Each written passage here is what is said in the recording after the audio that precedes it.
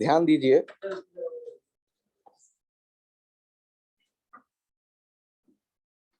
Acceleration in circular motion. अब ये acceleration in circular motion की यदि मैं बात करता हूं तो एक पार्टिकल को देखते हैं सर्कुलर पाथ पे चलते हुए एक्स वाई प्लेन में, ओरिजिन है, और यदि कभी उसके पोजीशन की बात करें तो ध्यान दीजिएगा, यहाँ पार्टिकल है सर्कुलर पाथ पे चलता हुआ v, तो यहाँ r के एक्स एक्सिस से बनने वाला एंगल थीटा, और v को यदि आई कैप जे कैप में लिखेंगे तो कैसे लिख रहे होंगे, ध्यान दीजिएगा, थीटा 90 माइनस थीटा थीटा। तो v को आई कैप जे कैप में आप लिखना चाहेंगे तो कैसे लिखेंगे, v equals to v sine theta minus i cap plus v cos theta j cap. एक बार इसे देखिए तो v का जो वैल्यू आया है v sine theta minus i cap और v cos theta j cap, आराम से देखिए।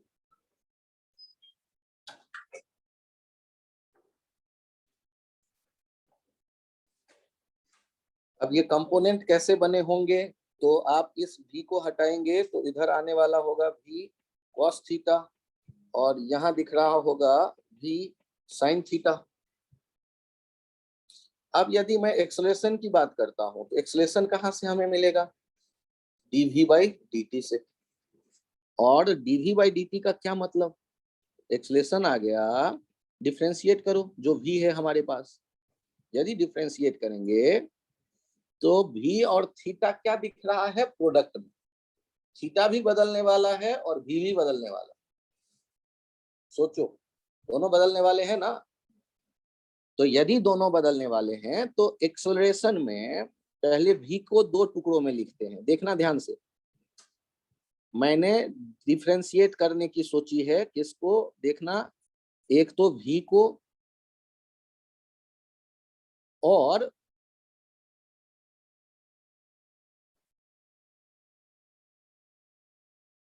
Sign theta i cap minus के साथ plus cos theta j cap, ये एक दिख रहा है, ये दोनों प्रोडक्ट में मैंने लिया, अपॉन dt लिख दिया। देखना आराम से, यदि ये अभी कुछ नहीं किया, भी कॉमन लिया है और कुछ नहीं किया।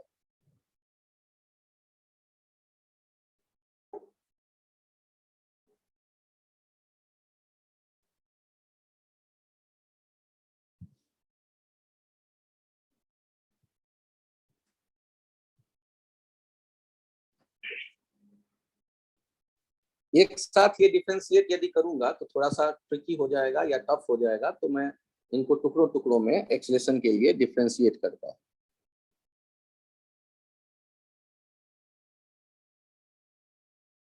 यहां तक यदि आप नोट कर लें तो मैं अगले पेज पे चलूं।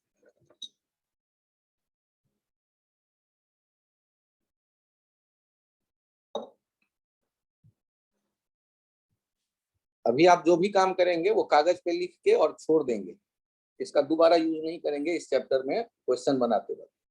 केवल एलिमेंट्री स्टेट में एक्सेलरेशन को एक और नजरिए से हम देखने की कोशिश कर रहे हैं, इसका इतना ही मतलब है, इसका ज्यादा कोई यूज नहीं है।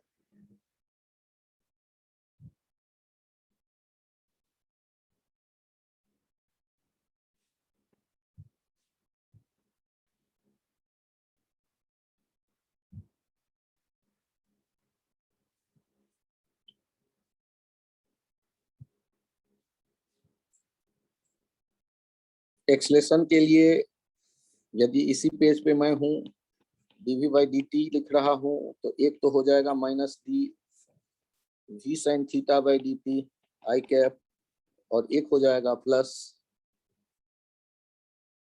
dv cos theta by dt j cap. और प्रोडक्ट रूल में देखिए, minus dv by d t sine theta i cap minus, यहाँ ध्यान दीजिएगा एक ब्रैकेट मैं यूज कर लेता हूँ, और ब्रैकेट यूज करने से मुझे क्या फायदा मिल रहा है, प्रोडक्ट रूल आप बेहतर समझ पाएंगे। प्लस v को रहने दिया, d sign theta by d t i cap. उसी तरह अगला वाला देखिएगा, ब्रैकेट यूज कर रहा हूं, d v by d t into cos theta plus v को रहने दो, d cos theta by d t, और ये जे कैप। ये स्टेप तो क्लियर है, हमने कोई बड़ा काम तो किया नहीं, प्रोडक्ट रूल लगाया, एक बार v को डिफरेंशिएट किया गया, वो साइन थीटा को डिफरेंशिएट किया, एक बार v को डिफरेंशिएट किया, एक बार cos थीटा को डिफरेंशिएट किया, जे वाले के साथ रखा।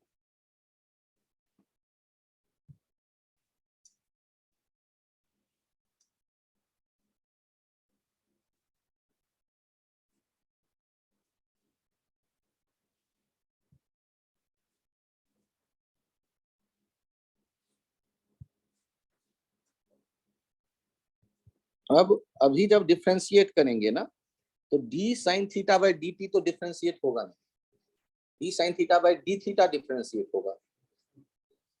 तो एक डी थीटा से नीचे डिवाइड करो और एक डी थीटा से मल्टीप्लाई करो, ये आइडिया भी आ गया।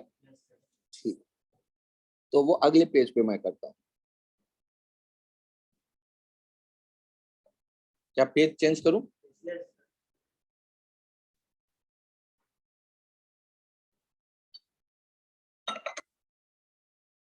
ध्यान से देखना, माइनस एक पार्ट तो क्लियर है, dv by d t sine theta ही है ना पहला वाला टुकड़ा, देखना ना, हाँ साइन थीटा आई कैप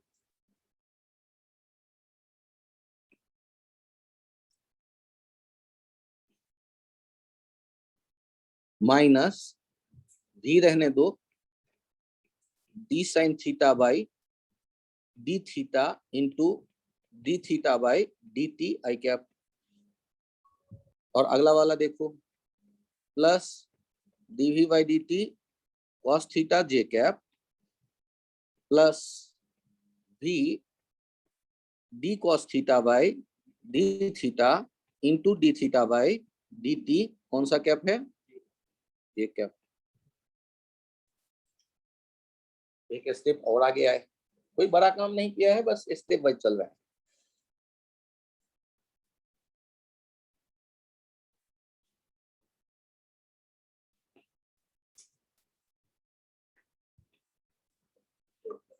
अब डीवी बाई डी टी दो जगह दिख रहा है, कॉमन लेके बाहर कर देते हैं, minus sine theta i cap plus cos theta j cap. और दूसरे वाले टुकड़े में देखते हैं, माइनस भी D sine theta by d theta क्या होगा, कॉस थीटा, और D theta by d T को आप शायद ओमेगा लिखता जानते हैं, पिछले टर्न पे चर्चा में आया है, आई कैप प्लस भी, और D cos theta by d T क्या हो जाएगा, माइनस साइन थीटा, और उसके साथ D theta by d t कौन है, ओमेगा, और ये जे कैप। तो एक्सलेशन के लिए एक हमें मिला dv by d t minus sine theta i cap plus cos theta j cap, और दूसरा मिल रहा है plus v omega minus cos theta i cap minus sine theta j cap. आप चाहें तो एक लाइन और आगे बढ़ के देख सकते हैं, माइनस साइन थीटा, ये जो minus sine theta i cap plus cos theta j cap है, इसको लिखते हैं टाउ कैप, टेंजेंट के डायरेक्शन वाला यूनिट वेक्टर। और यहां देखिएगा ये माइनस वी ओमेगा है ना, ये वी ओमेगा और साथ में आ जाएगा cos theta A cap plus, यहाँ चलो माइनस ले लेते हैं, ये भीतर वाला प्लस दिखेगा, और cos theta A cap plus sin theta j cap जो है ये हो जाएगा आर कैप। आप मुझे ये बताइए, या प्लस माइनस आर कैप साथ में यहां रहने दो। आप में से कई बच्चों को यूनिट वेक्टर कंफ्यूज करेगा, तो यूनिट वेक्टर लिखना सिखाऊं, एक काम तो ये करूं पहले मैं, और मैथमेटिकल एस्पेक्ट्स तो समझ में आ गया डीवी बाई डी। और यदि ये यूनिट वेक्टर आपको पसंद आ जाए तो ये वाला जो पार्ट है ये कहलाता है स्पीड बदलने वाला काम करेगा, टेंजेंट के डायरेक्शन में है, स्पीड के चेंज करे। इसका नाम रख देते हैं टेंजेंट के डायरेक्शन में होने के कारण टेंजेंशियल एक्सीलरेशन, और इसका नाम रख देते हैं माइनस आर कैप, आर का जो डायरेक्शन है उसके अपोजिट, तो सेंटर की तरफ, इसलिए इसका नाम रख देते हैं सेंट्रीपेटल एक्सीलरेशन। और आपको यदि ये नहीं याद हो तो शायद ये याद आ जाए,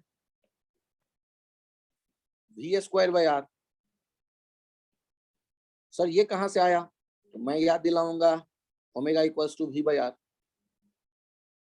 तो आपने वो यूज किया तो ये वी स्क्वायर बाई आर आया। तो आपके पास एक्सेलरेशन के दो टुकड़े दिख गए।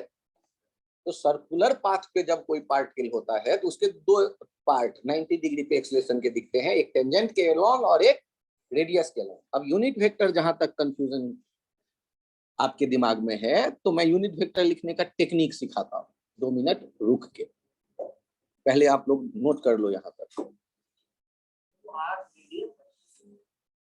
एक शुरुआत कहाँ से किया है, पहले पेज पे जाओ, लिखा कहीं सर्कुलर पाथ दिखे, सर्कुलर पाथ का वो रेडियस, ठीक ना, आर, कभी omega v by r use किया। टाउ अल्फा बीटा का भाई है, आपको टाउ पसंद ना आए तो इसका कोई और नाम रख सकते हैं, जैसे इसका नाम रख सकते हैं आप टी रख दो, ठीक है, जिससे क्लियर हो जाए कि टेंजेंट के डायरेक्शन वाला ये यूनिट वेक्टर है। कुछ तो नाम रख, आई कैप तो नहीं कहोगे, आई कैप जे कैप तो एक्स वाई है, वो तो यहाँ नहीं यूज कर सकते आप। तो एक रेडियस है और दूसरा टेंजेंट है, तो रेडियस वाला तो आर कैप समझ में आ गया, लेकिन माइनस आर कैप मतलब सेंटर की तरफ। टेंजेंट वाले का क्या नाम दो, कुछ तो देना पड़ेगा ना मुझे, या तो टाउ कैप दे दो या टी कैप दे दो। आप यूनिट वेक्टर लिखना सीखो। 1 मिनट देखो, लास्ट लाइन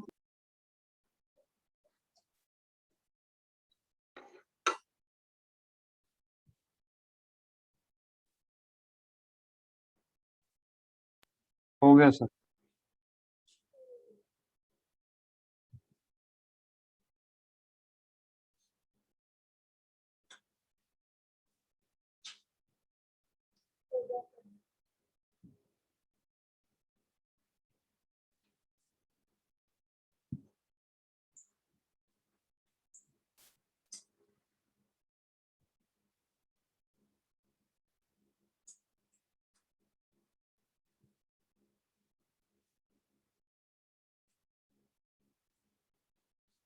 ओके सानिया,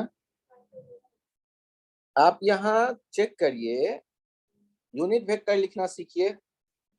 ये आर का डायरेक्शन है और आर के डायरेक्शन में आपको यूनिट वेक्टर चाहिए। तो यूनिट वेक्टर चाहिए तो आपको पता है ना, यूनिट वेक्टर होता है 1 यूनिट लेंथ का, 1 यूनिट लेंथ का वेक्टर ले लो और इसको इसका नाम दे देते हैं आर कैप। और एंगल तो क्वेश्चन में आर का पहले ही मैंने देखा था थीटा। अब खुद बताओ कि इस 1 वाले को यदि हम कह रहे हैं, 1 वाले को कह रहे हैं आर कैप, इसे हम कह रहे हैं आर कैप, जिसका लेंथ 1 है और एंगल है थीटा, ये एक्स ये वाई। तो बताओ तो आर कैप को क्या लिखना चाहिए मुझे, एक 1 cos theta i cap plus 1 sin theta j cap. देखो ना इसका मॉड कितना हो जाएगा, आर कैप का mod under root cos square theta plus sin square theta. देखो 1 हो गया ना, इसका मतलब ये यूनिट वेक्टर है, ये आर कैप है। अब गौर करो आप टी कैप कैसे लिखने वाले हो। तो यहां मैंने दिखा ना थीटा, यहां पर है टेंजेंट। अब टेंजेंट के डायरेक्शन में हम यदि 1 यूनिट का कोई वेक्टर ले लें तो उसके एक्स वाई कैसे बनाएंगे। अब ये तो एक्स, ये तो वाई ऐसे था। अब ये थीटा है, ये थीटा है, तो यहां भी थीटा होगा। तो यहाँ रेडियस 90 डिग्री बनाता है टेंजेंट के साथ, तो वो हो जाएगा 90 माइनस थीटा। तो यहाँ आ जाएगा थीटा। क्या ये क्लियर है। तो अब ये 1 के दो कंपोनेंट कौन होगा, 1 cos थीटा और इधर होगा 1 sin थीटा। तो बताओ टी कैप कैसे लिखोगे, -1 sin theta i cap plus 1 cos theta j cap. क्या टी कैप समझ में आया, क्या आई कैप आर कैप भी समझ में आ गया, और माइनस आर कैप मतलब आर के अपोजिट। सिंपल। आप कैप वाला यूनिट वेक्टर के मीनिंग को समझो, 1 यूनिट लेंथ का, और जो वेक्टर आपके कल्पना में है उस पे रख दो 1 यूनिट लेंथ, उनके कंपोनेंट बना लो, एंगल पता है आपको तो तुरंत बन जाएगा, वो कहलाएगा यूनिट वेक्टर। तो आपने जो देखे एक्सेलरेशन, एक दो टुकड़े हो गए एक्सेलरेशन के। हमने तो पता है लिखना था d vector b by d t. अब वेक्टर को आई कैप जे कैप में ले जा गए, फिर उनके टुकड़े किए, फिर उनको एनालाइज किया, फिर उनके टुकड़े इकट्ठे किए, तो अब हमें दिखने लगा एक टेंजेंट का टुकड़ा और एक रेडियस के अलोंग का टुकड़ा। टेंजेंट के अलोंग का टुकड़ा स्पीड के बदलने का रेट है, और रेडियस के अलोंग का टुकड़ा वी स्क्वायर बाय आर है, या वी ओमेगा है, या ओमेगा स्क्वायर आर है, जो एक इंस्टेंट पे वैल्यू है। अब यदि हमें कभी एक्सलेशन के बारे में बात करनी होगी तो हम यही कहेंगे ना कि सर्कुलर पाथ है तो दो एक्सलेशन टुकड़े हमें दिख सकते हैं। एक रेडियस के लॉन्ग होगा ही होगा, क्योंकि डायरेक्शन बदलेगा तो वेलोसिटी बदलेगी, और स्पीड हो सकता है बदले और हो सकता है ना बदले। अब सोच के देखो, यदि नहीं बदला स्पीड तो टेंजेंशियल 0 होगा, लेकिन डायरेक्शन तो बदलेगा ही ना सर्कुलर पाथ पे। सेंट्रीपिटल एक्सलेशन एक ही स्थिति में 0 होगा यदि वेलोसिटी ही ना हो, अदरवाइज वो तो होगा ही होगा। डायरेक्शन बदले बिना सर्कुलर पाथ कैसे रहेगी। क्लियर है ना। चेंज करूं पेज। Sir 1 minute.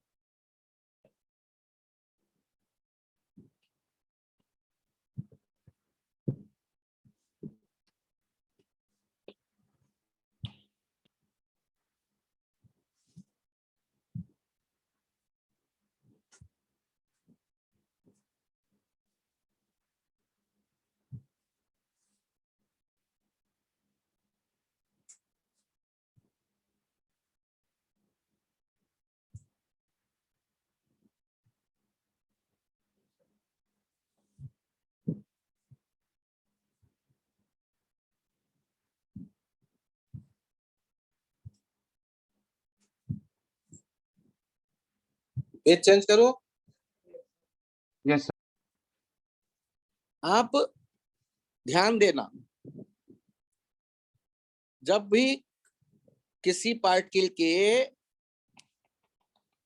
आपसे कहा जाए वेलोसिटी है 6 मीटर पर सेकेंड और रेडियस है 2 मीटर, सेंट्रीपिटल एक्सलेशन बताओ, तो तुरंत अपने कॉपी पे शुरू हो जाओ और सॉल्यूशन लिख देना, रुकना मत। एक पार्टिकल को चलता आप देख रहे हैं, रेडियस है 3 मीटर और एंगुलर वेलोसिटी ओमेगा दिया गया है 2 रेडियन पर सेकेंड। आपको एक तो v बताना है और दूसरा ए सेंट्रीपिटल बताना है। दो क्वेश्चन है आपके पास, कम लग रहा है तो तीसरा भी दे ही देता हूं लगे हाथ। एक ऑब्जेक्ट का भी दिया गया है 3t स्क्वायर और रेडियस है 2 मीटर, या रेडियस को भी कर देता हूं 3 मीटर। आपको बताना है जहां पर centripetal acceleration, tangential acceleration, net acceleration at t equals to 1 second. तीनों क्वेश्चन में केवल और केवल एक्सलेशन बताने को आपसे कहा गया है।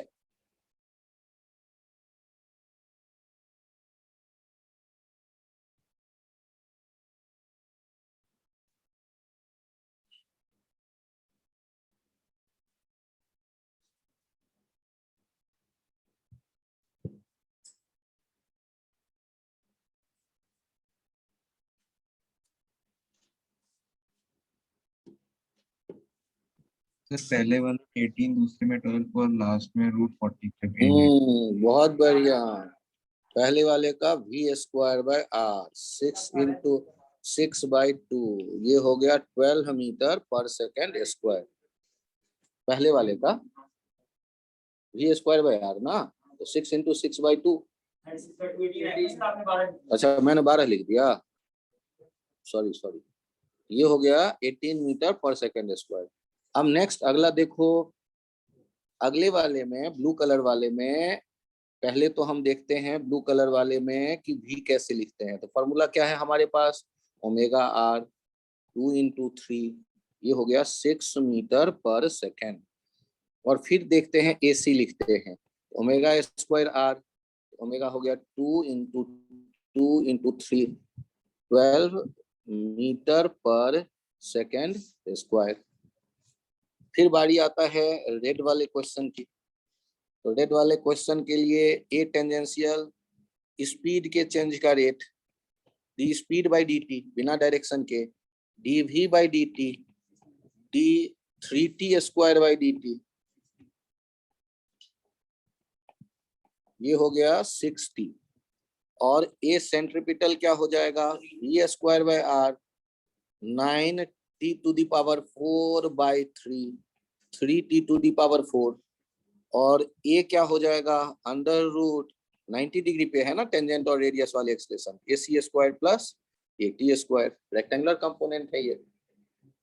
तो आप कितने सेकंड पर देखना चाहते हैं, आप सॉल्यूशन जो है ये कितने सेकंड पे देखना चाहते हैं, at t equals to 1 second. A tangential हो गया 6, ए सेंट्रीपिटल हो गया 3, और ए हो गया √6 स्क्वायर प्लस 3 स्क्वायर, 3 पक्का मीटर पर सेकेंड स्क्वायर, मीटर पर सेकेंड स्क्वायर, मीटर पर सेकेंड स्क्वायर। तो क्या ये काम कठिन है या ठीक है, कर सकते हैं?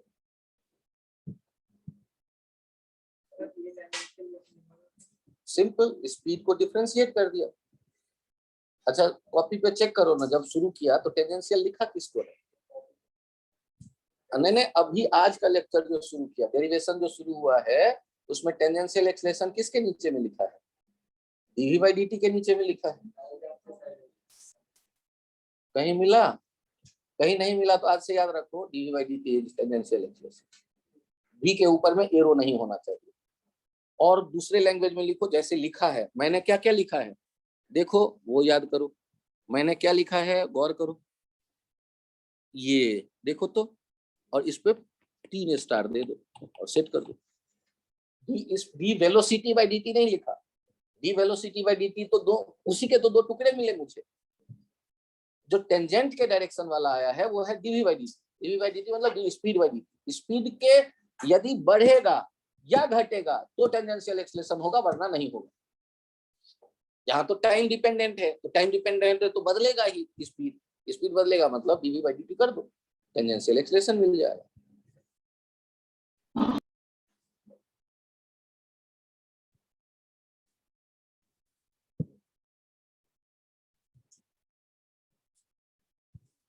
अच्छा, टेंजेंशियल एक्सेलरेशन का क्या मीनिंग है आपके नजर में?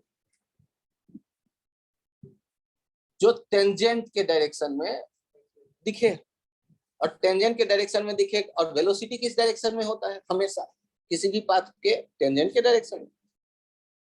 कोई भी कर्व पे कबड्डी खेलवा लो, किसी पार्टिकल का वेलोसिटी किधर दिखाओगे? टेंजेंट के डायरेक्शन।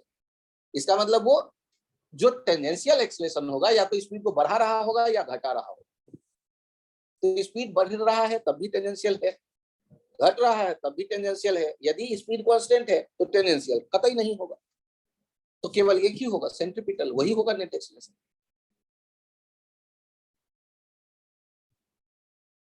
सर मुझे तो यही नहीं समझ में आ रहा है, मैं लिखूं कहां से? लाल वाला एक साथ लिखो, काले वाला एक साथ लिखो, ब्लू वाला एक साथ लिखो। अरे मैं कुछ हेल्प करूं? एक काम करता हूं, काला वाला डिलीट कर देता हूं। लियो, टेंशन थोड़ा कम हो गया, या अब नहीं हुआ? या सारा डिलीट करूंगा तब टेंशन कम हो जाएगा? देखो तो काला वाला गायब, अब लाल वाला का आंसर दिखा। सिर्फ एक्सेलरेशन। अच्छा, तुम्हारे पास है 3i+4j एक्सेलरेशन का वैल्यू, बताओ तो एक्सेलरेशन कितना? सिर्फ एक्सेलरेशन √3² वही तो किया, √AT² + AC²। वो देखो यहाँ पर डब्बा बना देते हैं, ये काला वाला डब्बा बना दिया जो तुम्हें दिख जाए। देखो सिर्फ एक्सेलरेशन। ये बालक, तो AT कितना है और AC कितना है, और A आया कितना था डेरिवेशन के टाइम पे? सो क्यों गए थे? हैं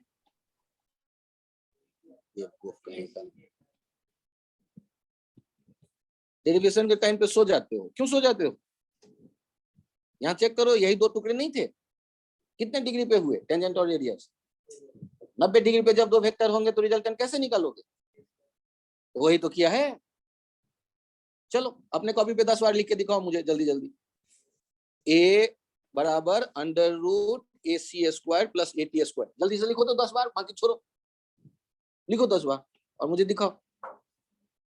3 डायग्राम में आपको एक्सेलरेशन दिखाने थे। एक में स्पीड सर्कुलर पाथ पे बढ़ता दिखाया गया है पहले वाले चित्र में, दूसरे वाले डायग्राम में स्पीड घटता हुआ दिखाया गया है, और तीसरे वाले डायग्राम में स्पीड कांस्टेंट दिखाया गया है। तो जहां स्पीड बढ़ रहा है वहां टेंजेंशियल एक्सेलरेशन स्पीड के डायरेक्शन में ले लो, वेलोसिटी के डायरेक्शन में ले लो, और सेंट्रीपिटल सेंटर की तरफ होगा ही होगा। उनका रिजल्टेंट उनके बीच में दिखाओ। यही काम दूसरे में और फिर तीसरे में चेक करो। स्पीड कम हो रहा है, इसका मतलब वेलोसिटी के अपोजिट टेंजेंशियल एक्सेलरेशन होगा। क्या मैं पेज चेंज करूं? Yes sir.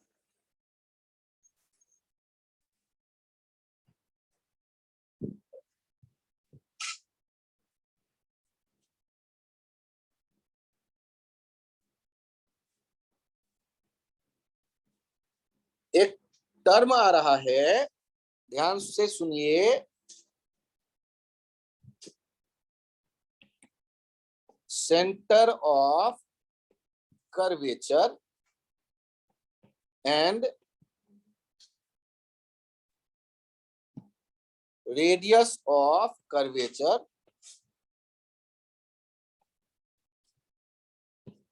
Eight A point on the curve path. ये छोटा सा हेडिंग है, सेंटर ऑफ कर्वेचर। हेडिंग क्या, एक इसी पॉइंट का कंसेप्ट है कह लो, इसमें कोई डिफिनीशन मतलब डायरेक्ट एक चित्र से समझना है इसे। ये डिटेल है आपके बीटेक में। अभी एक थोड़ा सा आइडिया मुझे यूज करना है, बहुत ज्यादा नहीं।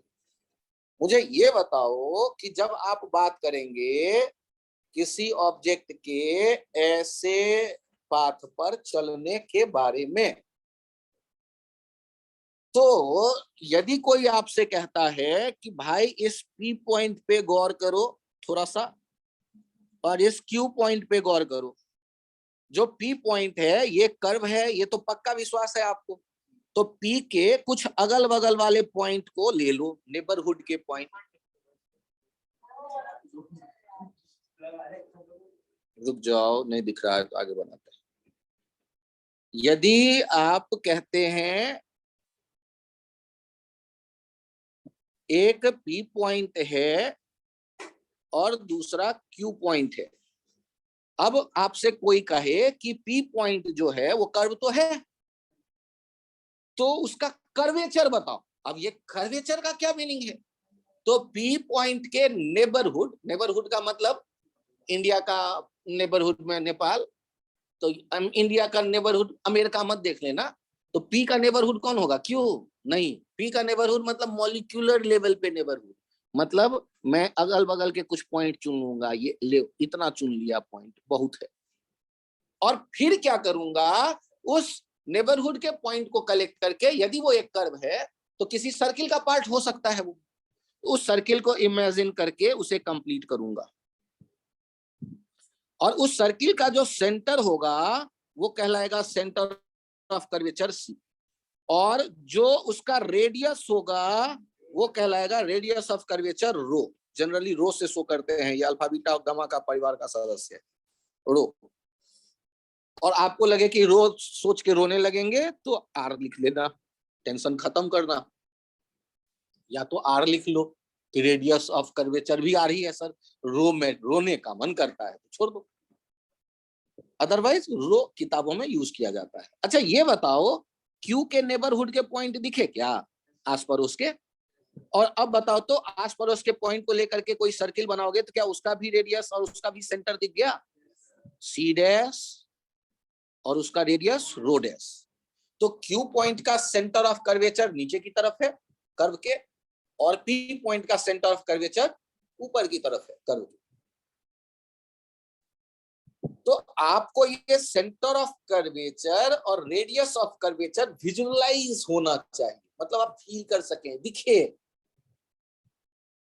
और स्ट्रेट लाइन के लिए रेडियस ऑफ कर्वेचर इनफाइनाइट हो जाता है, ठीक है? स्ट्रेट लाइन के लिए वो मेंशन कर देना किसी जगह कि for a straight line radius of curvature will be infinite,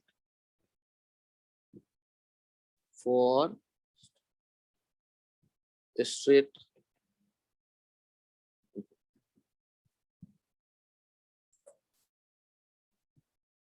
radius of curvature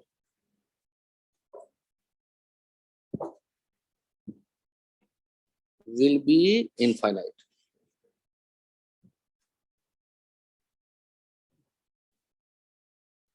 आपको मैं एक और डायग्राम दे करके आपको ये बताने को कह रहा हूं कि आपके सामने में 2 पॉइंट मैं नाम ले रहा, और इन दो में किन का रेडियस ऑफ कर्वेचर आपको बड़ा दिख रहा है और किन का रेडियस ऑफ कर्वेचर छोटा दिख रहा है, ये आप बताइएगा मुझे। ये देखो तो एक है, ये है O पॉइंट और ये है M पॉइंट। O और M में किसका रेडियस छोटा है और किसका रेडियस ऑफ कर्वेचर बड़ा है? तो क्या ये आप लोगों को सबको दिख रहा होगा? रेडियस ऑफ कर्वेचर O और रेडियस ऑफ कर्वेचर M में रेडियस ऑफ कर्वेचर O बड़ा है। आदित्य तुम्हें दिखा? ना नहीं दिखा, पक्का? हाँ चलो बहुत बढ़िया। तो ये O वाले पॉइंट का रेडियस क्या कहेंगे? बड़ा। यदि हाथ को मैं कर्व की तरह ऐसे बनाऊं तो ये रेडियस ऑफ कर्वेचर इसका छोटा होगा, और ऐसे करते जाऊं तो रेडियस बड़ा, फ्लैट कर दूं तो इनफाइनाइट, ठीक है? तो कर्वेचर के बारे में जब हम बात करेंगे तो चित्र देख के विजुअलाइज होना चाहिए आपको तुरंत में। ये नहीं कि सर ये तो मैं जब बीटेक करूंगा तब सीख लूंगा। अरे तो पहले कॉलेज तो चुनोगे ना, वहां तक पहुंचने के लिए इसे अभी सीखना पड़ेगा, उसे पहुंचने के लिए वहां तक ये सीखना जरूरी है। अगले पॉइंट पे आप यहां फिर से चित्र देखो, क्योंकि इस पेज पे मैं केवल यही चित्र बना के आपसे पूछूंगा कहाँ का रेडियस ज्यादा छोटा है और कहाँ का बहुत बड़ा है। अब यहाँ पर मैं दे रहा हूं A B C point, radius of curvature किसका सबसे बड़ा है? C का, और उसके बाद A का, और उसके बाद B का। तो क्या ये सबको दिख रहा है रेडियस ऑफ कर्वेचर? तो ये बहुत जरूरी है। अच्छा A का सेंटर किधर है? ऊपर, B का नीचे और C का ऊपर, तो ये भी दिखना चाहिए। इसमें यदि कोई कंफ्यूजन हो तो बताओ। अब एक इंटरेस्टिंग पॉइंट आता है, पहले ये चित्र कॉपी पे चाहो तो बना लो एक बार, जिससे ये फील थोड़ा सा और मजबूत हो जाए कि रेडियस ऑफ कर्वेचर हम समझ पा रहे हैं, कहां बड़ा कहां छोटा ये हमें दिख रहा है। केवल इतना ही जरूरी है कि हमें बड़ा छोटा दिख जाए।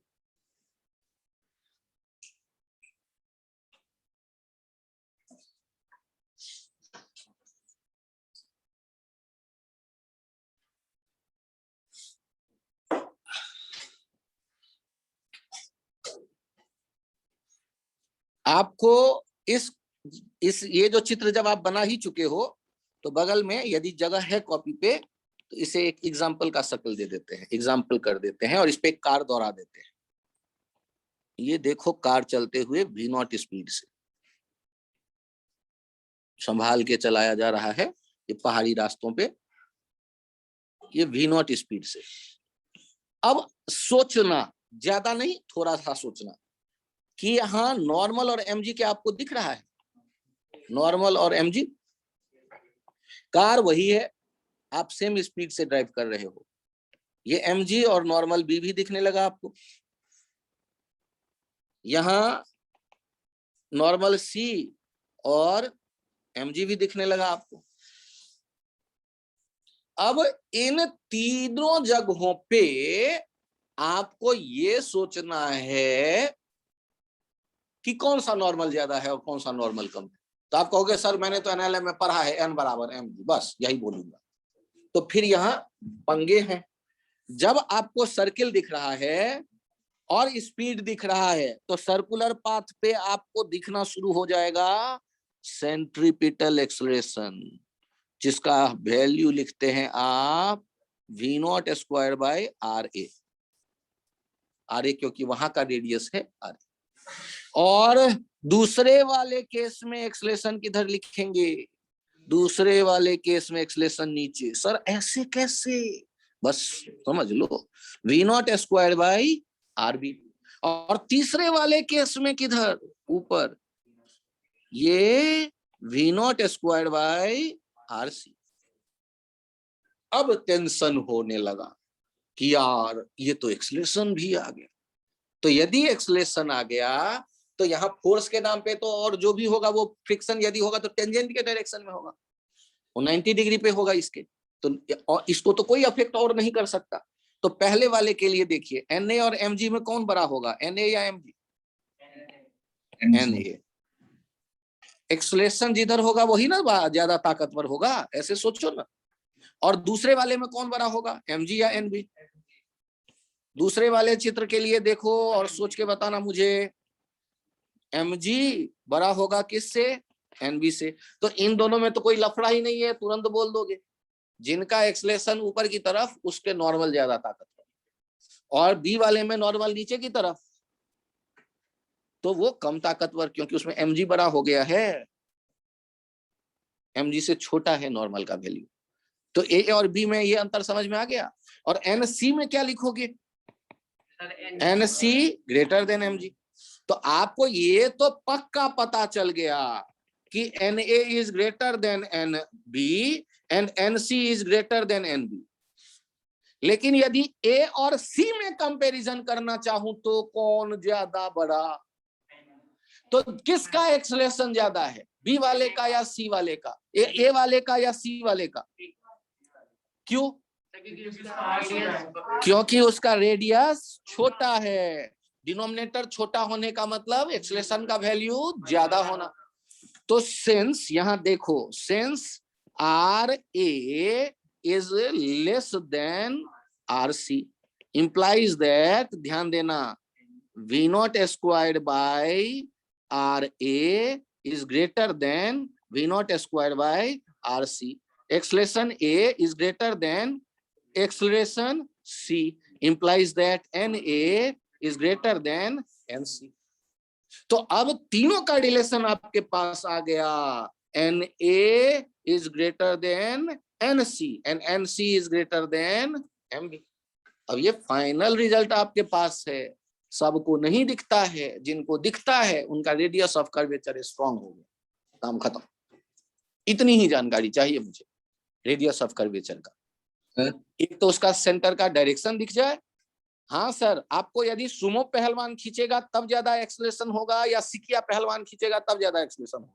सिकिया पहलवान मतलब बेचारा भूखा है 10 दिन से, और वो उससे तो खुद नहीं उठा जा रहा है, फिर भी आपको खींच के ले जाना चाहता है कि चलो आज नहा के आएंगे फिर खाना खाएंगे।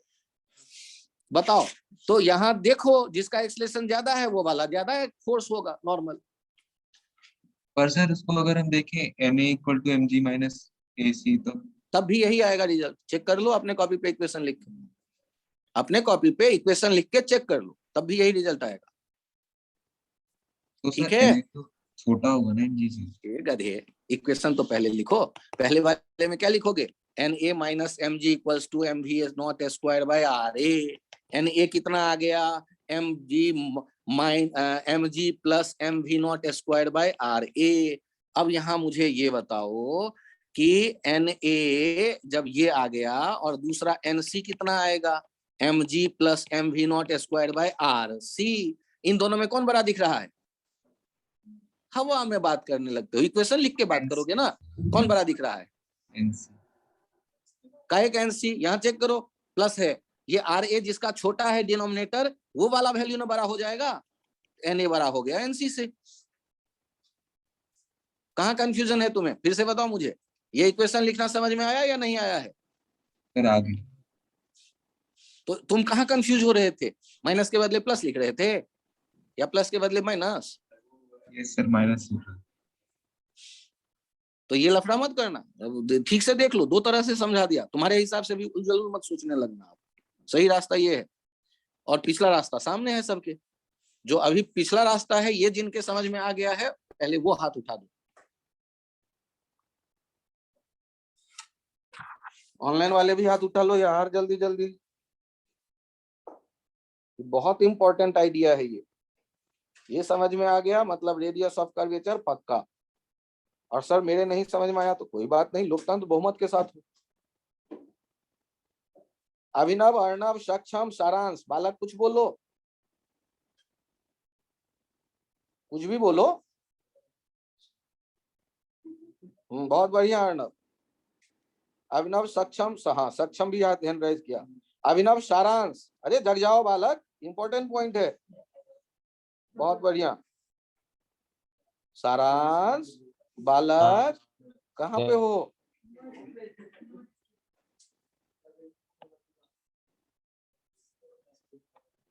चलिए नेक्स्ट पॉइंट देखिए।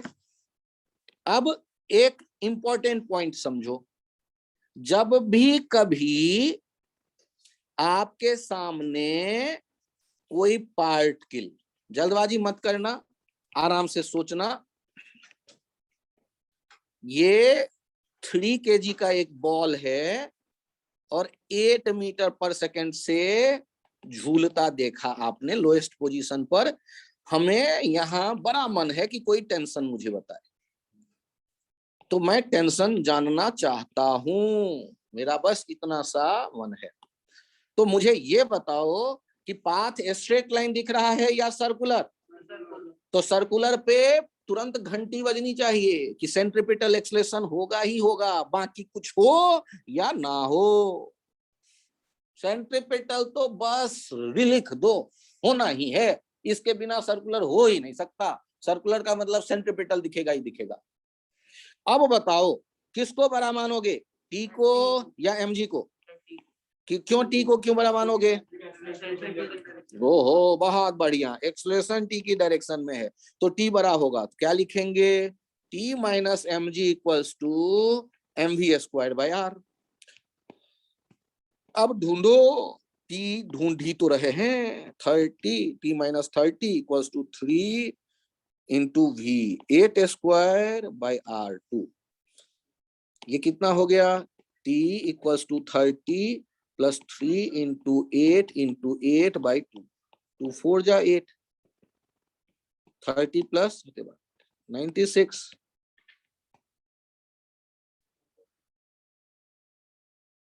उल्टा लिख दिया, हाँ हाँ उल्टा लिख दिया यार। 126 न्यूटन। क्या ये आइडिया क्लियर है? सर आपने ऐसे कैसे, अरे ऐसे कैसे, क्या यार F बराबर है, तो मैंने कब का पढ़ लिया है, तो क्यों नहीं लिखूंगा? सर कोई और फोर्स होता तो, हाँ होता तो उन्हें भी देख लेते, अभी तो यही है ना। मतलब आपने सर्कुलर मोशन में एक एक्स्ट्रा आइडिया सोच लिया कि सेंटर के डायरेक्शन में तो एक्सेलरेशन होगा ही होगा, बाकी कुछ हो या ना हो। तो आप एनएलएम में भी क्या करते थे, एक्स और वाई ही तो काम करते थे। तो यहां भी हम जबरदस्ती एक्स रेडियस के लॉन्ग मान लेंगे, एक काम तो हो गया, एफ एक्स बराबर एम एक्स हमेशा लिखेंगे, और एक वाई टेंजेंट के डायरेक्शन में ले लेंगे। टेंजेंट रेडियस 90 डिग्री पे होता है। यदि टेंजेंशियल एक्सेलरेशन होगा तो एफ वाई सोचेंगे, नहीं होगा तो नहीं सोचेंगे। जबरदस्ती थोड़े ना कि हमेशा सोचो, एक्स वाला वाई से इंडिपेंडेंट रहता है। कहानी में थोड़ा सा चेंज करते हैं, अगला एग्जाम्पल देखते हैं जिसमें आपने पार्टिकल को देखा एक सर्कुलर पाथ पे, रेडियस है 3 मीटर और स्पीड दिया गया है 6 मीटर पर सेकेंड, और ये वर्टिकल से जो बना रहा है उस टाइम पर एंगल बना रहा है 60 डिग्री। आपको यहां टेंशन बताना है, और ये जो है ना, ये 2 kg का ब्लॉक है।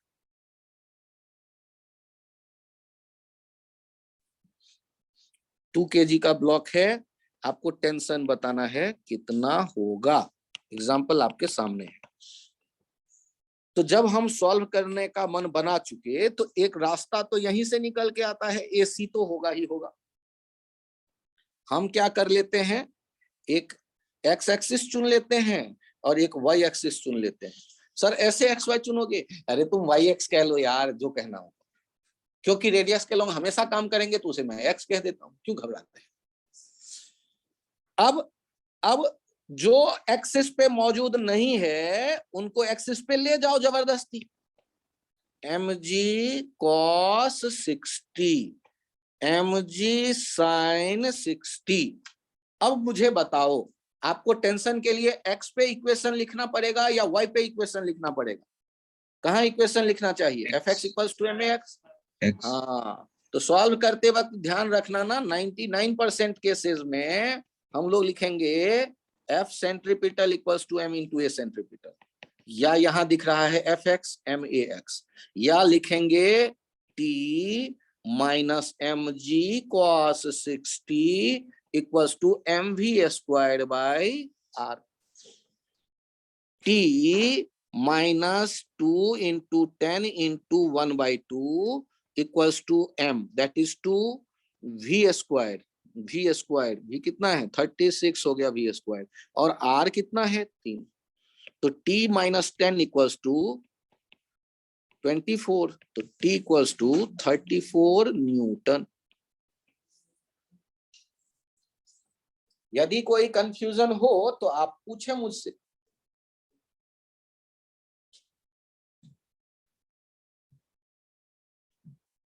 सर वो 60 डिग्री उस साइड कैसे आ गया? उस साइड कैसे आ गया? रहस्य है, रहस्य। वर्टिकल में कितना एंगल दिख रहा है?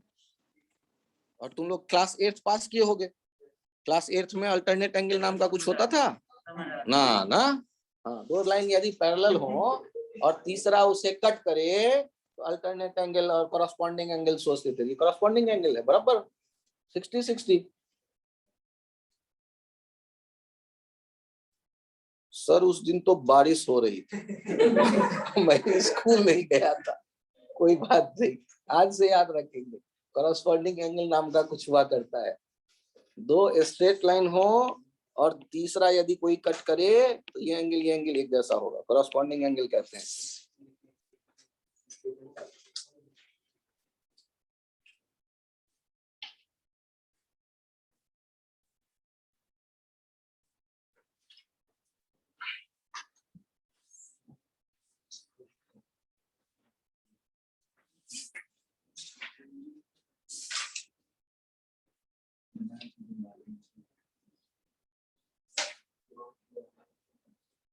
आगे बढ़े। Yes sir. आप मुझे ये बताओ बड़े आराम से सोचना, जल्दबाजी मत करना। अरे तुम कहाँ खो गए? हॉरिजॉन्टल सरफेस है, हॉरिजॉन्टल सरफेस पे ये देखो एकदम स्मूथ सरफेस, बीच में एक खूंटा लगाया, मतलब कुछ फिक्स, और उससे एक ब्लॉक बांधा धागे से, और इसको एक वेलोसिटी दे दी, और ये बड़ा अच्छा बच्चा की तरह घूम रहा है, अच्छे बैल की तरह। ये भी है 4 मीटर पर सेकेंड, और ये रेडियस है 2 मीटर। आपको बताना है कि यदि ये धागा है तो यहाँ टेंशन होगा। अरे टेंशन होगा कि नहीं होगा? ये स्मूथ हॉरिजॉन्टल प्लेन कह रहा हूं, स्मूथ हॉरिजॉन्टल प्लेन। आपको बताना है ये टेंशन कितना होगा, मतलब टेंशन का वैल्यू बताना है। सर बहुत टेंशन हो रहा है, आराम से सोचो कितना होगा वैल्यू। मुझे ये बताओ, सेंटर की तरफ सेंट्रीपिटल एक्सेलरेशन तो रखोगे ही रखोगे, इस तरफ क्या नॉर्मल आएगा, इस तरफ क्या mg आएगा? ना इधर mg आएगा ना नॉर्मल आएगा, तो इधर तो ये इकलौता फोर्स है। तो क्या लिखने वाले हो? F centripetal equals to m into a centripetal. F centripetal इकलौता फोर्स है, तो T बराबर m v square by r। T बराबर ये मास मान लो दिया गया है 2 kg, मास मान लो दिया गया है 2 kg, मैंने दे दिया है अभी 2 kg, ये क्वेश्चन में दिया गया रहेगा। ये क्या लिखेंगे? 2 into v square 4 square by 2, तो ये कितना हो गया? 16 न्यूटन। स्मूथ सरफेस पे यदि ये कबड्डी खेल रहा है, स्लाइड कर रहा है, घूम रहा है सर्कुलर पाथ पे, तो धागे में टेंशन अभी कितना होगा? 16 न्यूटन के बराबर। यदि बहुत कष्ट हो तो बोलो कुछ। समझ में आ गया ये? सर आपको कैसे पता चला कि टेंशन ही बराबर होगा mv स्क्वायर बाय r? तो आप ढूंढ लो कोई और फोर्स दिख रहा है। सर FBD तो जरूर बनाऊंगा, मैं बहुत मेहनती हूँ। तो चलो चेक करो, नॉर्मल किधर होगा? आसमान की ओर, और mg किधर होगा? जमीन की ओर। उनमें से कोई भी जो है नहीं दे पाएगा सेंट्रीपिटल फोर्स। सेंटर की तरफ तो किसी का कंपोनेंट नहीं आएगा, तो सेंटर की तरफ तो एक ही फोर्स बचा ना, T, तो वही तो होगा mv स्क्वायर बाय r के बराबर। और कौन होगा? क्योंकि F बराबर m है तो आप लिखते ही उधर। ध्यान से देखो, मुझे ये बताओ, धागे में एक बॉल को बांधकर, ये 3 मीटर का धागा और ये 2 kg का बॉल, क्या उसको हॉरिजॉन्टल सर्किल पे ऐसे घुमा सकते हो? याद करो तो, क्या ऐसे चाहो तो, यदि चाहो तो क्या ये 30 डिग्री पे ऐसे घुमा सकते हो या नहीं? पक्का ना? हॉरिजॉन्टल ये फ्री हवा में घूम रहा है। तो आप यहाँ 2 चीजें देख रहे होगे, एक तो टेंशन, बहुत टेंशन है, और एक ये mg। ये टेंशन का वैल्यू हमें चाहिए और ज्यादा नहीं कुछ चाहिए। और यदि आप और मन करे कुछ बताने का, तो ये ओमेगा भी बता दीजिए। घुमा रहे होंगे तो ओमेगा कितना होगा? अरे राइट एंगल ट्रायंगल दिखेगा बालक, दिख गया? सर अब आप क्या करोगे? अरे मैं तो एक ही काम करूंगा, fx बराबर mx लिखूंगा। सर x कहाँ लोगे? तो सर्कुलर पाथ जो होगा उसके सेंटर रेडियस को, रेडियस के लॉन्ग, क्योंकि सेंट्रीपिटल एक्सेलरेशन किधर होता है? सर्कुलर पाथ के सेंटर के तरफ। सर्कुलर पाथ दिखा क्या? सर्कुलर पाथ दिखा क्या? सर्कुलर पाथ, और उसका ये सेंटर दिख गया, तो सेंट्रीपिटल एक्सेलरेशन किधर दिखेगा? इस तरफ। और वो लिखते कैसे थे? तो सेंट्रीपिटल एक्सेलरेशन या तो v स्क्वायर बाय r लिखते थे, या centripetal acceleration omega square r लिखते थे। r कहां से लाओगे सर? हाँ सोचूंगा सोचूंगा। साइन थीटा देखो क्या लिखता हूं, r बाय l। r बराबर क्या हो गया? l sine theta, 3 sine 30, 3/2। अब ये बताओ, सॉल्व करते समय इक्वेशन आप बनाना चाहते हैं तो पहले x और y तो चुनोगे, तो x और y कौन सा ठीक रहेगा? जो सेंटर से गुजरे सर्कुलर पाथ के, वो ठीक रहेगा। x और y जो सेंटर से गुजर रहा होगा। तो ये एक हमने कह दिया x और ये हमने कह दिया y। t के कंपोनेंट बनाएंगे, t के कंपोनेंट बनाएंगे। बनाओ t के कंपोनेंट। तो ये थीटा इधर आया टी कॉस थीटा और इधर आया टी साइन थीटा और नीचे कौन आ गया mg। तो आप अब क्या कहेंगे, आप अब क्या कहेंगे, ध्यान दीजिए, ये इधर जो है ये सेंट्रीपिटल एक्सलेशन है सेंटर की तरफ। सर ये ऊपर जहां टंगा हुआ है जहां से उधर मत बना लेना एक्सलेशन, सर्कुलर पाथ जो दिखता है ना उसके सेंटर की तरफ डायरेक्टेड होगा सेंट्रीपिटल एक्सलेशन। और इसको कहते क्या है, कोनिकल पेंडुलम। नॉर्मल पेंडुलम होता है जो प्लेन में ऐसे वैसे झूलता है, और ये सर्किल बनाता हुआ एक कोन बनाता, उल्टा कोन बनाता दिखोगे, तो वो इसीलिए इसका नाम है कोनिकल पेंडुलम। इसको तीन बार आपको पढ़ाऊंगा, एक बार अभी, फिर एक बार रोटेशन पढ़ेंगे, तो इसके आइडियाज और उन सब से आईआईटी कई बार क्वेश्चन पूछ चुका है। ठीक, यहां देखते हैं, हम लोग उसको तो 20 साल से पढ़ा रहे हैं, लेकिन पिछले 5 साल पहले उससे या 7 साल पहले उससे क्वेश्चन पूछा गया। उससे पहले हम लोग पढ़ाते थे, कहते थे कि अभी तक नहीं कभी आया है, अब कभी आएगा, अब कभी आएगा, होते होते 5-7 साल पहले आया। तो वो कोनिकल पेंडुलम के रोटेशन में जो पढ़ाते हैं, और वो जो भी पढ़ाते हैं वो एडवांस में ही आता है, वो वाला आइडिया एडवांस ही लेवल का है। तो इसलिए मेंस लेवल में ये है, मेंस लेवल में ये है, ये सबके दिखता है, यहाँ इसमें नहीं कोई दिक्कत है। अब मुझे बताओ इक्वेशन क्या लिखोगे, एक तो ये लिखोगे ना, मुझे बताओ FC = MAC, तो लिखने में कोई दिक्कत नहीं है।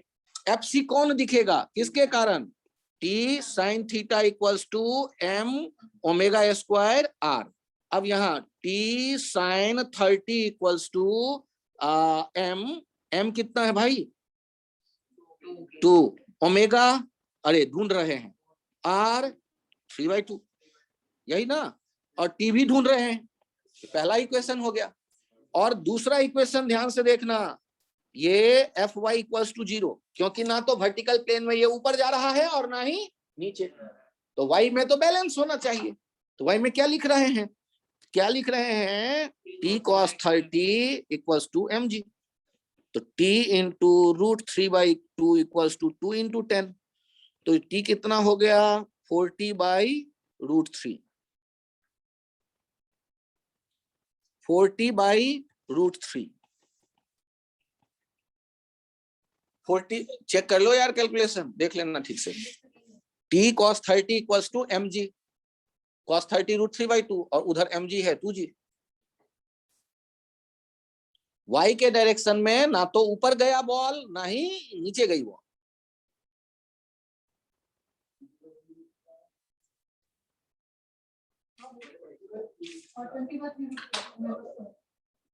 कुछ गड़बड़ हो गया क्या, नो सर, मतलब ओमेगा निकाल, अच्छा ओमेगा निकाल के बात कर रहा है। और ये T निकाल कर पिछले वाले में रख दीजिए, पहले इक्वेशन में, ये दूसरा इक्वेशन था आपका, और पहले आप दूसरे वाले इक्वेशन में रख के देखिए, आ जाएगा आपका ओमेगा का वैल्यू। क्या ये रास्ता समझ में आया। सर्कुलर मोशन में अब हम एक बार स्टेप लिख लेते हैं कि क्वेश्चन बनाते वक्त क्या करना है। सर गलत बात है, पहले क्वेश्चन बनवा देते हो फिर कहते हो स्टेप लिखेंगे। अब आपके पास ये आइडिया तो मिल गया ना कि कर क्या रहे हैं, तो स्टेप अब समझ में भी आएगा कि यही करेंगे। क्या मैं पेज बदलूं, सर ओमेगा क्या आ रहा है, ओमेगा क्या आया सबका, ये ओमेगा आया है √20 होल अपॉन 3√3। पूरा ही अंडर रूट में है। अच्छा पूरा अंडर रूट में है, और √3 भी अंडर रूट के भीतर है, अच्छा ठीक है, बड़ा वाला स्क्वायर रूट और 20 अपॉन 3√3 रेडियन पर सेकेंड। ये T निकाल कर रख दीजिएगा इक्वेशन नंबर 1 में, तो ओमेगा ये आ जाएगा।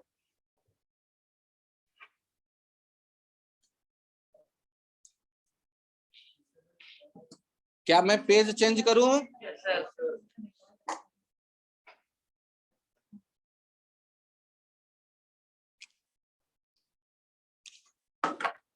इसे चेंज करके देखिए, यहां पर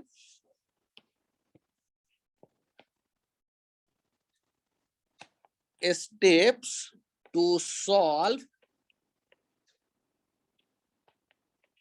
problems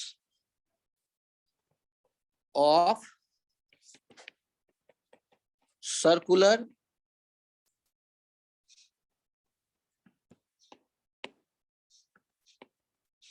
motion dynamics. Circular motion dynamics मतलब वो F बराबर ma का idea. Step 1, find plane of motion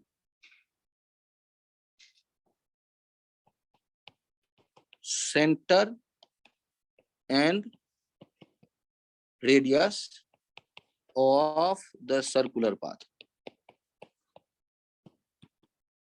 step 1 ये हो गया कि क्या ढूंढना है आपको, प्लेन ऑफ मोशन। जैसे अभी था कोनिकल पेंडुलम में, प्लेन ऑफ मोशन ढूंढो, सेंटर कहाँ है, रेडियस क्या है। Step 2, use x and y axis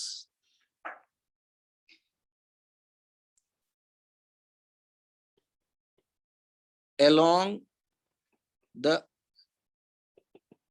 radius and tangent to the path. Step 3, draw FBD like NLM।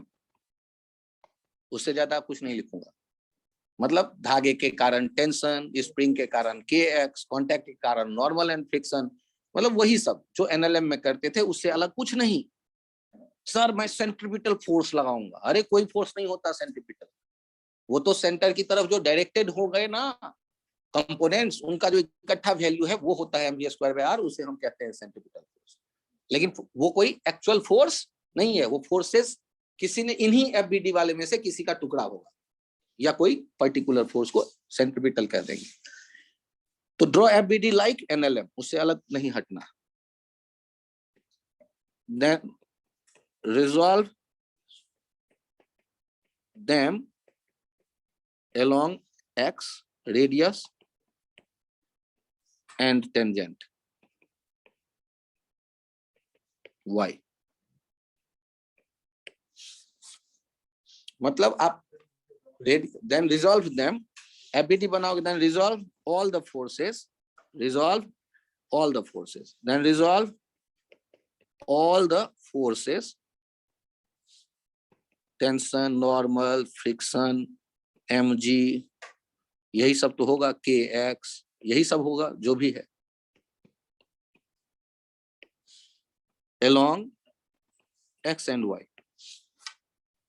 X y क्या कौन सा चुना है आपने पहले लिख दिया, और एक्स वाई पे रिजॉल्व कर दो। और अब लिखने वाले हैं step 4, use F centripetal equals to m into a centripetal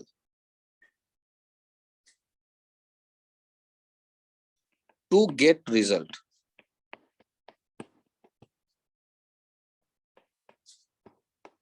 Sometime use F tangential equals to m into a tangential, come use होता है, आप इसी पे 3 स्टार दे दो, यही ज्यादा यूज में आएगा। F टेंजेंशियल, x जो है सेंटर की तरफ है ना, तो हमेशा सेंटर वाला ही तो आपके काम आने वाला है, सेंट्रीपिटल एक्सेलेरेशन होगा ही होगा, टेंजेंशियल होगा भी और नहीं, तो वो कम यूज में आएगा। तो आप कुछ मत करो, सेंटर की तरफ वाला इक्वेशन लिख दो, 99% चांस है आपके आंसर हाथ में। अब तो लफड़े में ही ना पढ़ो, अब पढ़ना ही है तो चलो ना, एक y वाला भी लिख लेंगे, Fy = ma। अब उनके बगल में लिखना चाहें तो ये मेंशन कर सकते हैं कि एक क्या है, ये Fx = max है, और दूसरा क्या है, Fy = may है। तो आपको ये अंदाजा रहेगा कि एक Fx max है, एक Fy may है। लेकिन x और y कहाँ लेंगे, हमेशा रेडियस और टेंजेंट के डायरेक्शन में लेंगे, हमेशा ही लेंगे रेडियस और टेंजेंट के डायरेक्शन। तो क्या क्या करना होगा, स्टेप 1 क्या कर रहे होंगे, plane of the motion centre radius ढूंढेंगे। स्टेप 2 फिर एक्स वाई चुन लेंगे रेडियस और टेंजेंट के long. Step 3 forces FBD draw करेंगे वैसे ही जैसे एनएलएम में करते थे, और फिर उनको टुकड़े कर देंगे एक्स वाई के लॉन्ग। और step 4 F x m a x, F y m a y, F c m a c, F t m a t use कर लेंगे। आपसे कहा गया ये पॉइंट कि एक प्रोजेक्टाइल है 20 मीटर पर सेकेंड से 60 डिग्री पे प्रोजेक्ट करते हो, मैक्सिमम हाइट पे। आपको बताना है find at maximum height, first A tangential, second A centripetal, third A, fourth radius of curvature of the path of projectile। आपको ये चीजें बतानी है मैक्सिमम हाइट पे, क्योंकि आप जब रेडियस ऑफ कर्वेचर की बात करेंगे या एक्सलेशन की बात करेंगे तो एक इंस्टेंट की, तो ये कौन सा इंस्टेंट है जब पार्टिकल मैक्सिमम हाइट पे है। पहले मुझे ये बताओ मैक्सिमम हाइट पे क्या वेलोसिटी आपको दिख गया 20 cos 60 10 मीटर पर सेकेंड, और क्या आपको टेंजेंट भी दिख गया? टेंजेंट दिखा या नहीं? और यदि टेंजेंट दिखा तो आपको नॉर्मल भी दिख गया होगा, और नॉर्मल ही के अलोंग होगा radius of curvature. Radius of curvature rho कह दे रहा हूं। और मुझे ये बताओ यदि एफबीडी बनाते तो एफबीडी में फोर्स 2 4 10 है या केवल एक फोर्स दिख रहा है? तो एक्सलेशन तो एक ही है, एक्सलेशन तो फोर्स अपॉन मास, यही है एक्सलेशन। अब क्या इसका टेंजेंशियल कंपोनेंट देखना चाहोगे? G cos 90 0, और यही कौन सा एक्सलेशन कहलाएगा? सेंट्रीपिटल। पक्का? अब तुम ये बताओ कि एक्सलेशन तुम्हें दिख गया या नहीं दिख गया? तो सॉल्व करेंगे तो एक्सलेशन हो गया mg/m, एक्सलेशन हो गया g, ए सेंट्रीपिटल हो गया g, ए टेंजेंशियल क्यों ए टेंजेंशियल दिख रहा है 0। अब आप मुझे ये बता दो कि ए सेंट्रीपिटल लिखने का और कोई रास्ता पता है? v² r equals to a centripetal equals to g, और या v² r में यहाँ कितना हो गया 10² रो इक्वल्स टू 10, तो रो इक्वल्स टू कितना हो गया 10 मीटर। रो इक्वल्स टू क्या हो गया 10 मीटर।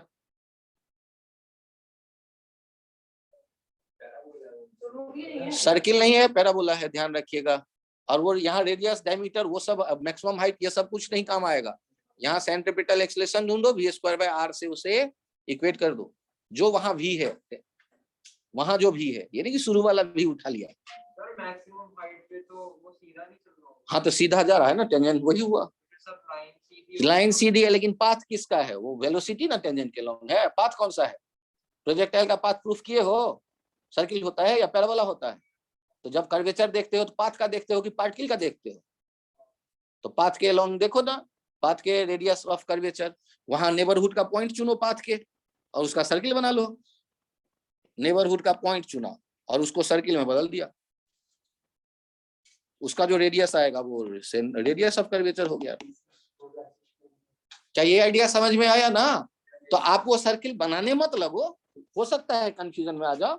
आप लॉजिक पे काम करो, v² वहां होगा रेडियस ऑफ कर्वेचर, उससे निकल आएगा सेंट्रीपिटल एक्सलेशन से इक्वेट कर दो v², या रो r लिखोगे तो कंफ्यूज हो जाओगे, रेंज से इक्वेट करने लगोगे, रो लिखोगे तो कंफर्टेबल रहोगे।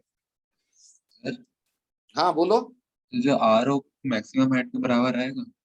नहीं आएगा, वो कोई शपथ ग्रहण नहीं करवाया हुआ है। आ जाए तो मिठाई बांट देना, लेकिन कोई जरूरी नहीं है। दीपक पे हाथ रख के शपथ ग्रहण नहीं किया कि रो आएगा h के बराबर, कुछ भी हो सकता है। वो h से छोटा है h से बड़ा, उससे मुझे कोई लेना देना नहीं, वो दो अलग अलग चीजें हैं। ठीक है, वो h के बराबर या उससे बड़ा या उससे छोटा, वो अलग एक कांस्टेंट है, उसके लिए कोई रेगुलर हमारे पास रिजल्ट नहीं है कि हाँ हमेशा h के बराबर होगा। गलती से कभी बराबर आ भी जाए तो वो चांस की बात है।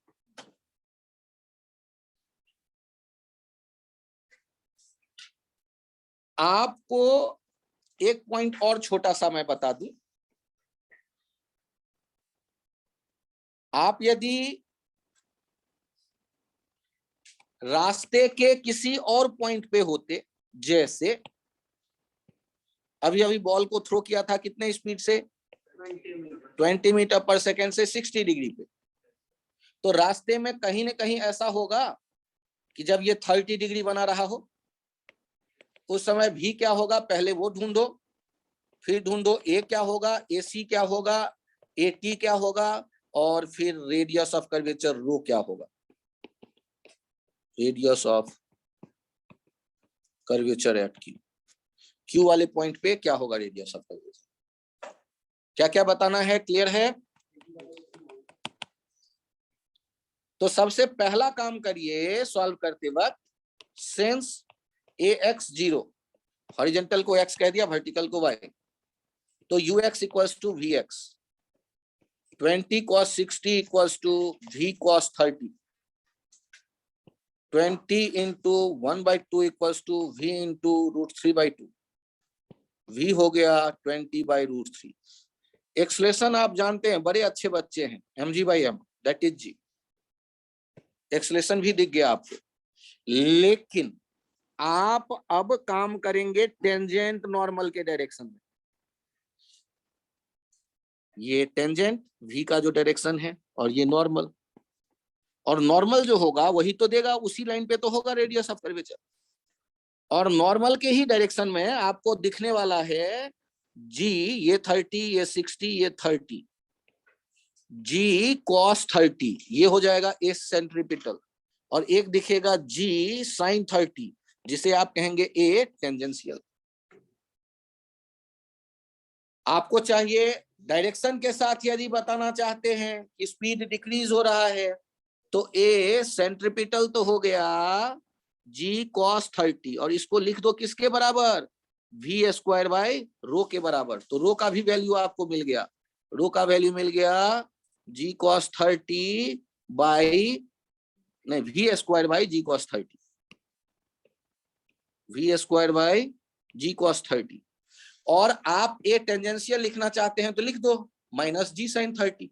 सर ऐसे मैं क्यों लिख दूं, अरे यार माइनस इसलिए क्योंकि v को डिक्रीज करने वाला है, आप यदि चाहते हो तो माइनस में लिख लो, प्लस में लिखना चाहो तो प्लस में लिख दो, लेकिन ध्यान रखना वहां स्पीड कम हो रहा है, तो माइनस थोड़ा सा फील दे देता है, स्पीड कम हो रहा है। ये हो जाएगा, आपके पास सारे डाटा आ गए, AC आ गया, A आ गया, रो आ गया, AT आ गया। अब तुम बोलो कहां तक लुढ़क गए, कहां तक पहुंचे, कहां गड़बड़ कर दे, समझ गया? तो जल्दी से लिखो। तो टेंजेंट कहाँ पे है जल्दी बताओ, V को किस डायरेक्शन में दिखाते हैं? अरे बालक, V को नॉर्मल के डायरेक्शन में दिखाते हैं या रास्ते के टेंजेंट के डायरेक्शन में? वेलोसिटी किधर दिखाते हैं? तो टेंजेंट, इसलिए उस डायरेक्शन में जो कंपोनेंट होगा वो टेंजेंशियल एक्सेलेरेशन। G के दो कंपोनेंट किधर किधर दिखाओगे? अरे बालक, G जो है उस G के कंपोनेंट किधर किधर दिखाओगे तुम?